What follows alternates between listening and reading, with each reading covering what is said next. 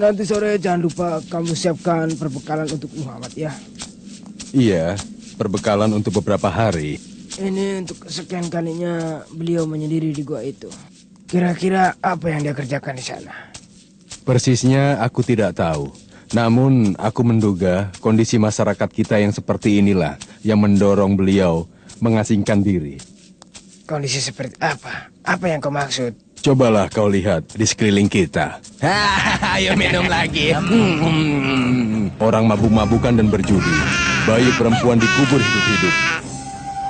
Penyembahan berhala yang sama sekali tidak berguna. Orang-orang gemar berperang dan saling membunuh. Itulah yang terjadi sekarang ini. Demikian apa yang dilakukan Rasulullah. Hingga suatu malam datanglah malaikat Jibril dan berkata, "Iqra." Rasulullah terkejut dengan gugup dan gemetar. Beliau menjawab, "Saya tidak bisa membaca." Lalu Jibril pun memeluk Nabi dan kemudian melepaskannya dan mengulangi perintahnya, "Iqra." Muhammad pun semakin takut dan gemetar. Beliau menjawab, "Saya tidak bisa membaca." Jibril pun memeluknya lagi hingga Muhammad merasa tidak berdaya. Setelah dilepaskan, dia pun berkata lagi, "Iqra." Nabi kembali menjawab, "Saya tidak bisa membaca."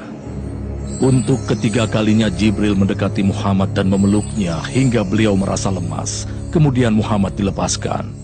Selanjutnya ia pun berkata lagi, "Bacalah dengan nama Tuhanmu yang menciptakan. Dia telah menciptakan manusia dari alaq. Bacalah, dan Tuhanmu lah yang paling pemurah, yang mengajar manusia dengan perantaraan kalam. Dia mengajar manusia apa yang tidak diketahuinya." Nah, anak-anak, itu terjemahan dari surat apa? Apa kalian berdua ada yang tahu? Syamil?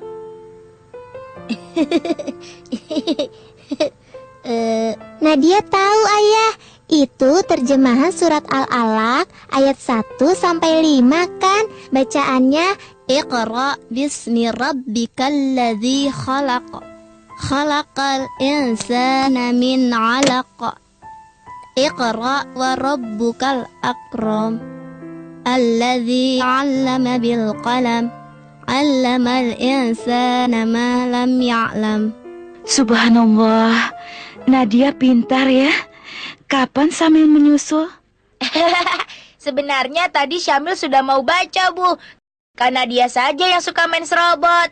Ah, Syamil alasan saja nih. Oh iya, Ayah. Ngomong-ngomong, peristiwa itu ya yang dikenal sebagai Nuzulul Quran. Kejadiannya kapan ya?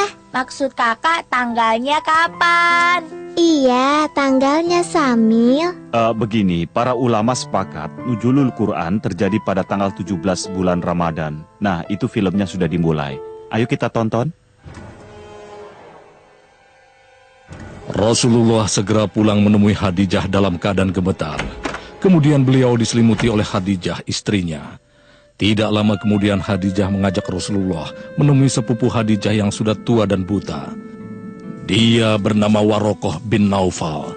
Di masa jahiliyah, ia seorang pemeluk agama Nasrani. "Hai, anak saudaraku, ada apa gerangan?" Kemudian, Rasulullah menceritakan apa yang baru saja dilihat dan dialaminya di Gua Hiro. "Itu adalah malaikat yang pernah diutus Allah kepada Musa. Alangkah bahagianya seandainya aku masih muda dan seandainya aku masih hidup saat engkau diusir oleh kaummu. Pasti aku akan membelamu sekuat tenaga."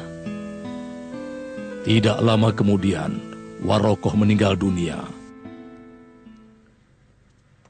Oh, sekarang Nadia bertambah paham betapa penting peristiwa Nuzulul Quran. Kita wajib berterima kasih kepada Allah yang telah menurunkan Al-Quran untuk kita, sehingga kita punya panduan hidup di dunia. Iya kan ya? Kakak selalu menyontek saja. Aku kan mau mengucapkan duluan, Kak.